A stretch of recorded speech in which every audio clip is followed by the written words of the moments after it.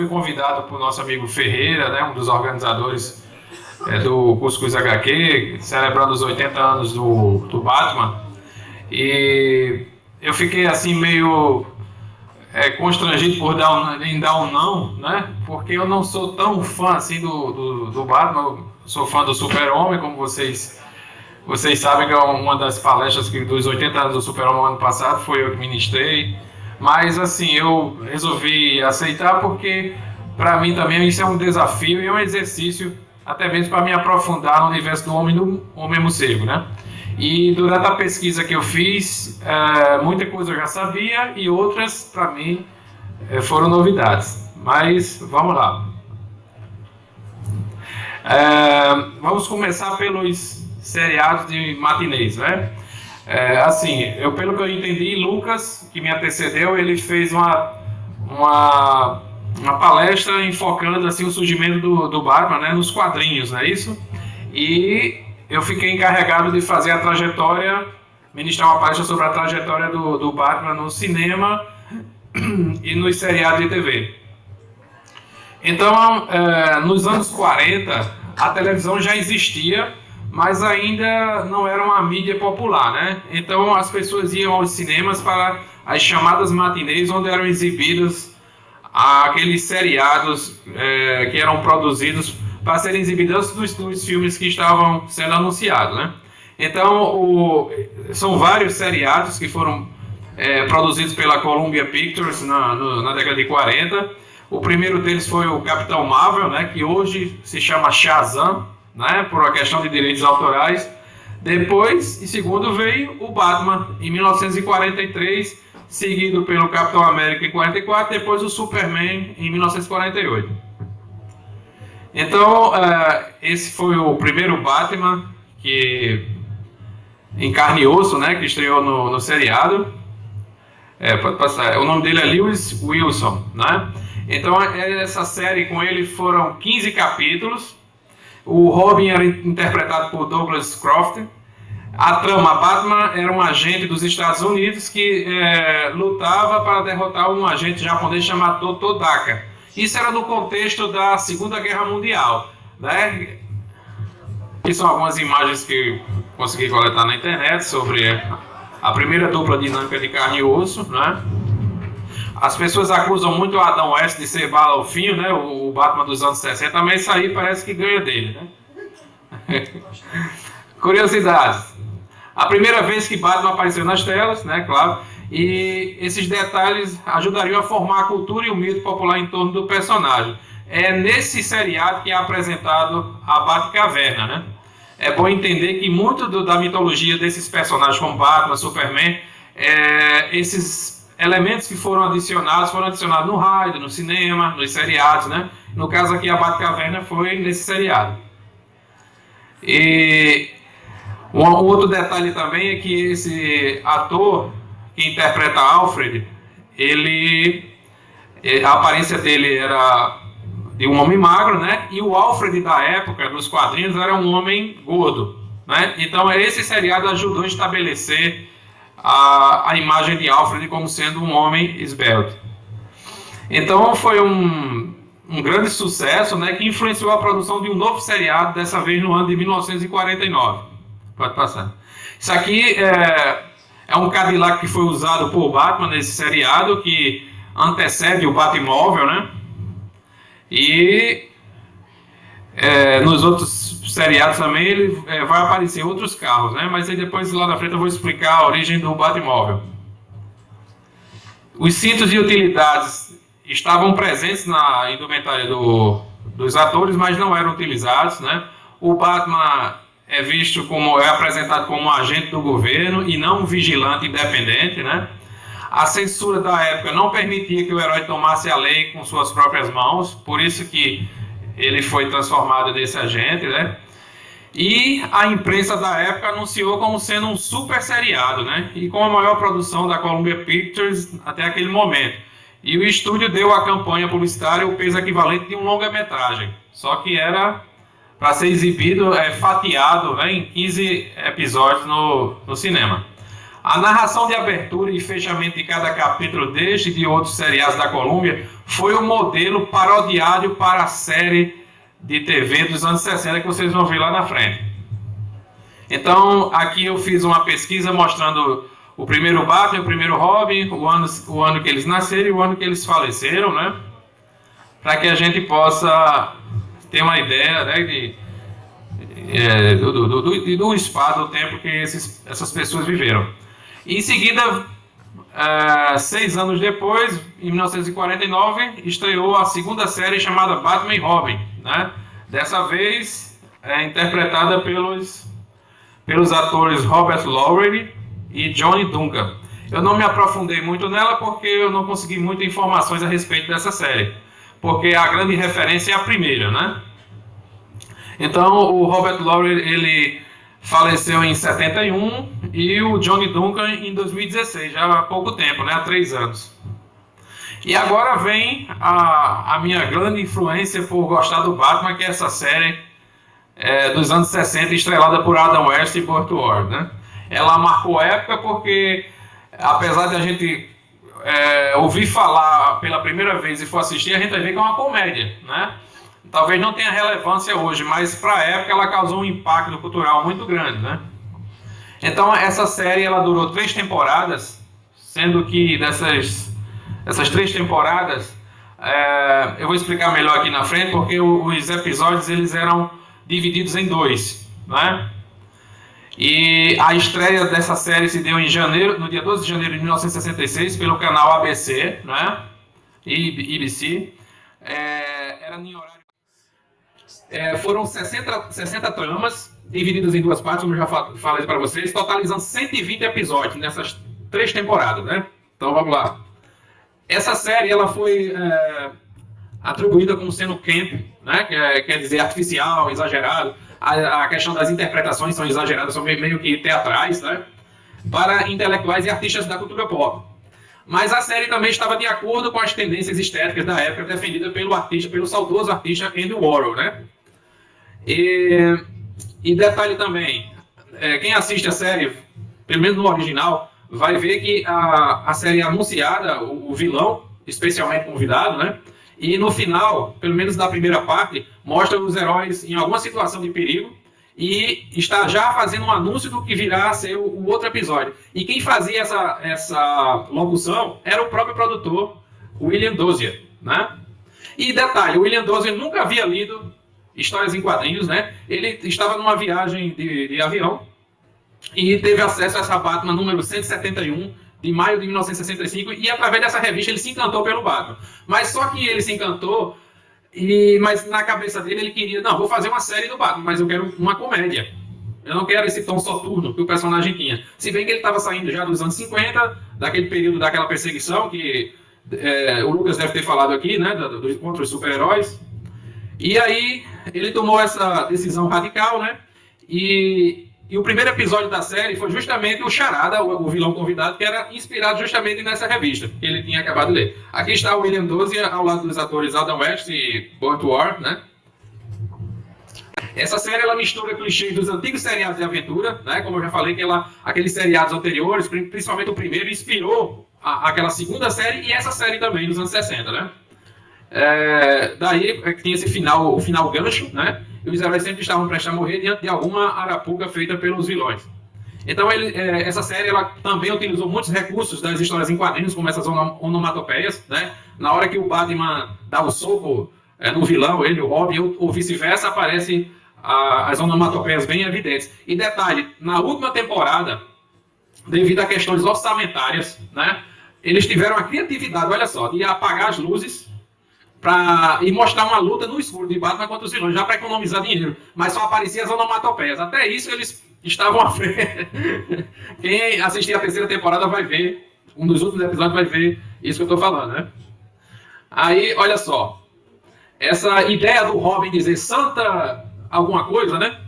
Isso foi uma ideia do roteirista Lorenzo Semple Jr., que ele, por sua vez, se inspirou no Sr. Damon, que é um personagem de Tom Swift, uma série de livros de aventuras para meninos que ele lia quando criança. Foi através dessa série que Robin ficou marcado talvez para sempre, com essa ideia de santa ignorância, santa não sei o quê, né?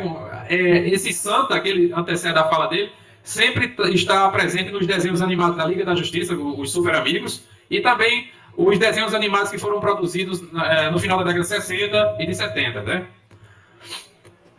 E, detalhe, no seriado dos anos 60, Robin exclama 360 vezes esse santa alguma coisa.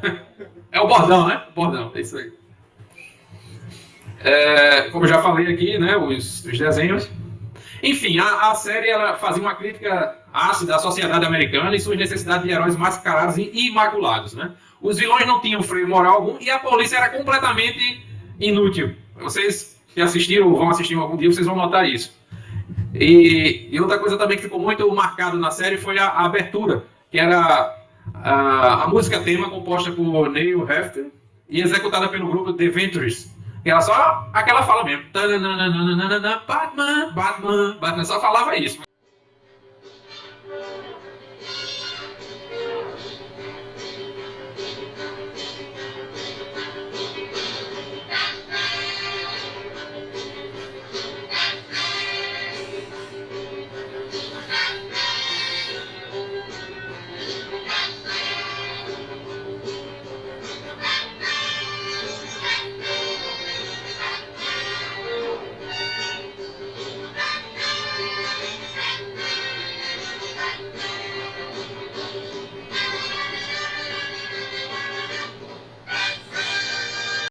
Mas virou hit na época,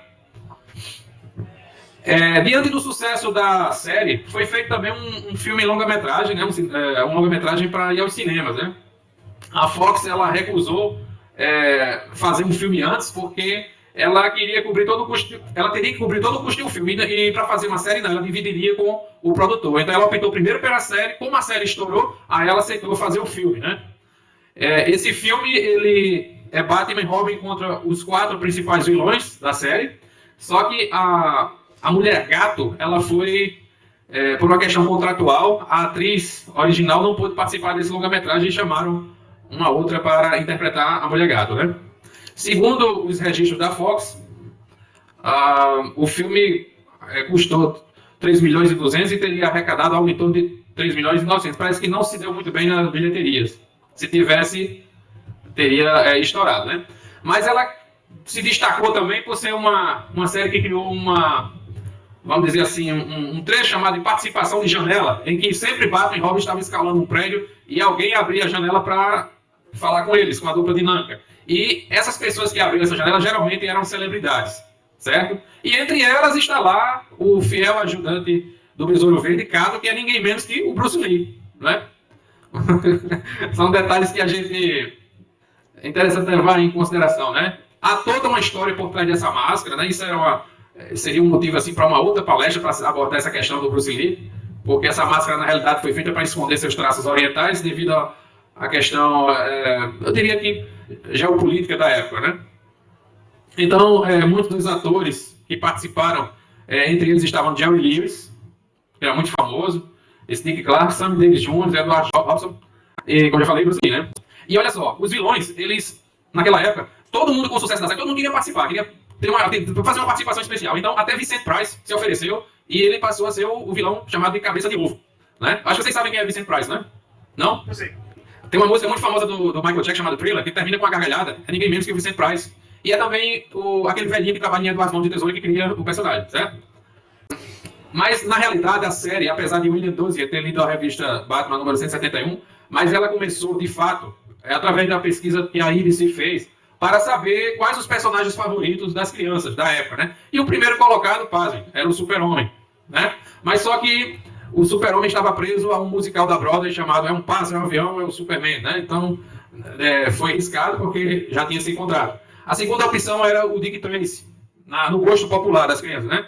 Mas a NBC, outra emissora de TV concorrente, já tinha feito a opção por ele. Então, a terceira opção era o Batman, né? E detalhe, essa escolha pelo Batman surgiu num lugar inusitado, na mansão da Playboy, né? Aquela revista muito popular, né? Então, essa série de 1943, em 15 episódios, ela foi compilada e transformada num filme de longa-metragem.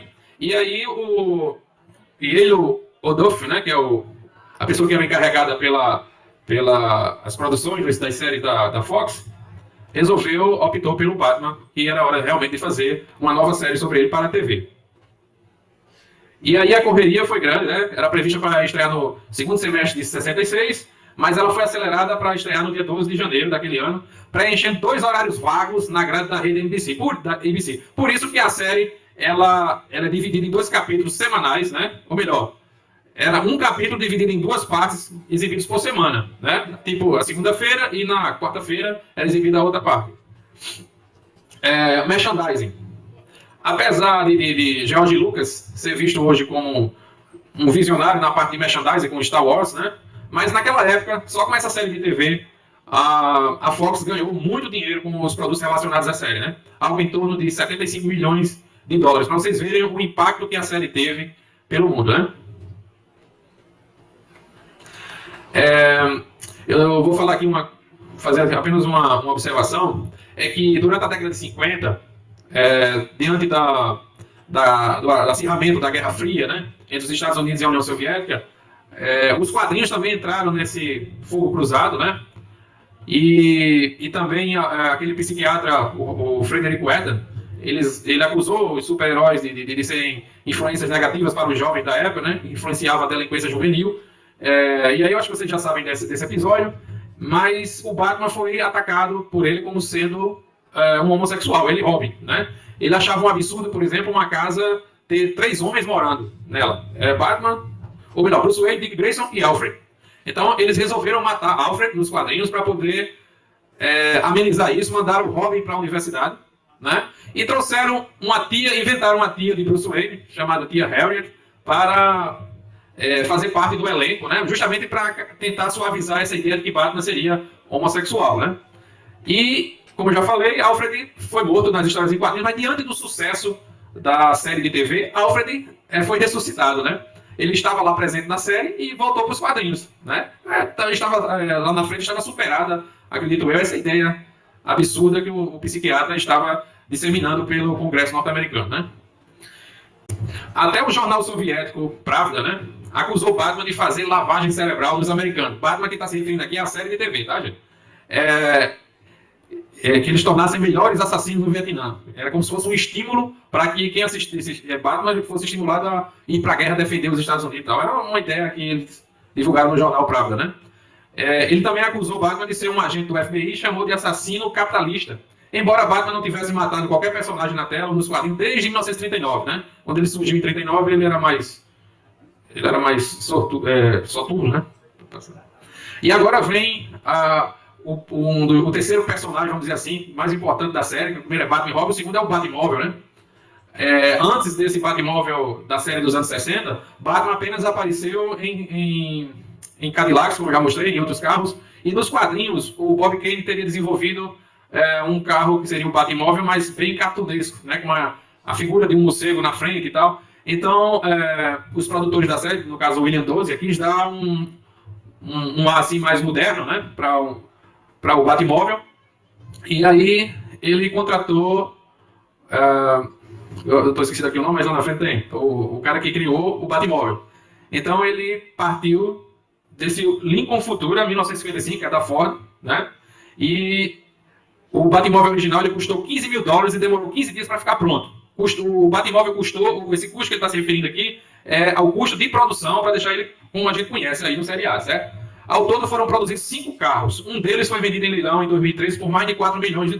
Então, pode passar aí. Então, é o original do Lincoln Futura, certo? Só um pouquinho. Não, é a próxima imagem, né? Pronto. Olha só, o Lincoln Futura foi um carro projetado entre 45 e 55 para mostrar assim, a questão do design dele, né? Mas não houve uma demanda por esse modelo. E aí a Fox deixou lá nos galpões, a Ford deixou lá abandonado nos galpões, e pode passar. E esse homem, o nome dele é George Barris. George Barris é um famoso construtor de automóveis especiais, né? Então, esse Dream Car é o carro dos sonhos, que a montadora havia projetado na década de 50, e que foram construídos pelos estúdios Ghia na Itália, ele estava lá abandonado e quase foi para o ferro velho. Então, o George Barris teve a ideia de projetar o Batmóvel com base no Lincoln Futura, né? Então, o Lincoln Futura nasceu da ideia de Bill Smith, é um estilista-chefe da Lincoln Mercury, E fez muito sucesso nas apresentações, e que participou dos anos 50, e como não mais interessava a Ford, ele vendeu para o George Bells por $1, a bagatela de $1. É tipo assim, isso aqui está só ocupando espaço, pode levar, né? E aí ele se apropriou do modelo e construiu o Batmóvel com essa turbina que tanto encantou gerações, né? Até nos filmes de Tim Burton, ela aparece, né? Foi mantida a turbina do Batmóvel, né? Então, Barry teve 3 semanas para entregar o Batmóvel, tá ali ele sendo montado, com base na estrutura do Lincoln Futura. E aí nós temos a imagem do Adam West por trás saindo da Batcaverna. Era um personagem à parte, né? Que a câmera sempre focava, mostrando a turbina inclusa, entrando em funcionamento imediato, graças às baterias atômicas, com direito a fogo e fumaça, além daquele inconfundível som, né? E aí tem outros apetrechos também que foram incluídos no Batmóvel, como o Batphone, que é uma espécie de antecessor dos celulares de hoje, né? Com poucas aparições, logo o Batmóvel se tornou um culto e alcançando o posto de mais famoso e versátil custom car já produzido, chegando a nível de fama semelhança ao Fusca e ao Ford T. Existem 5, como eu já falei, que é o original e 5 piratas, né? E o original pesava nada mais nada menos que 3 toneladas. Ele hoje está de posse de Barry, que é o cara que montou ele, né, que criou, e os demais modelos que estão em museus estão nas mãos de felizes colecionadores. Bom, com a queda da audiência da segunda temporada, foi introduzido na terceira temporada a Batgirl, né, interpretada por Yvonne Craig, e pareceu o interesse romântico do Batman, porque os produtores não achavam correto que esse interesse romântico do Batman fosse a Mulher Gato, né, que era o que todo mundo torcia que ele se acertasse, né. E aí, com o fim da série, os 2 atores passaram a ganhar alguns trocados participando de convenções, né, em que eles compareciam fantasiados. Adam West ainda chegou a protagonizar filmes de filmes B, né, e até fitas eróticas. Mas em 1977, ou seja, 9 anos depois do cancelamento da série, eles foram convidados para retornar num telefilme chamado Lendas dos Super-Heróis, mas esse filme nunca foi exibido aqui no Brasil, né, em que eles se juntavam a outros super-heróis. Entre eles está lá o Capitão Marvel. O outro trabalho da dupla foi dublar seus alter egos em desenhos animados. Depois disso, Burt Ward, que é o Robin, largou a carreira de ator e passou a produzir vídeos educacionais. Foi anunciado recentemente que ele vai aparecer no crossover do Arrowverse, né?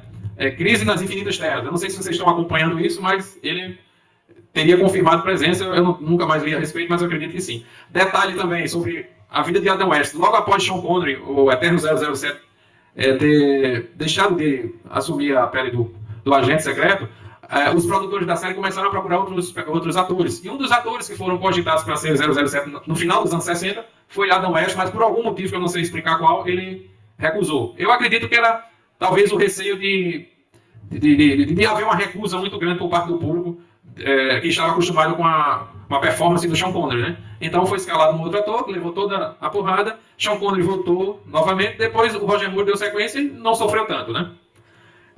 Em 2016, ele voltou a interpretar o Batman num filme animado chamado Batman, O Retorno da Dupla Dinâmica, que é uma animação, né? Ele faleceu em 2017, em Los Angeles, aos 88 anos, vítima de leucemia.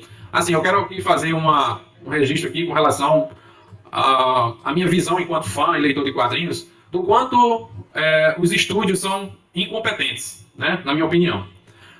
Esse homem foi intérprete do Batman nos anos 60 e passou o quê? Envelheceu, completou 60, 70, 80, mas ele ainda poderia ser aproveitado para participar do universo do Homem-Morcego.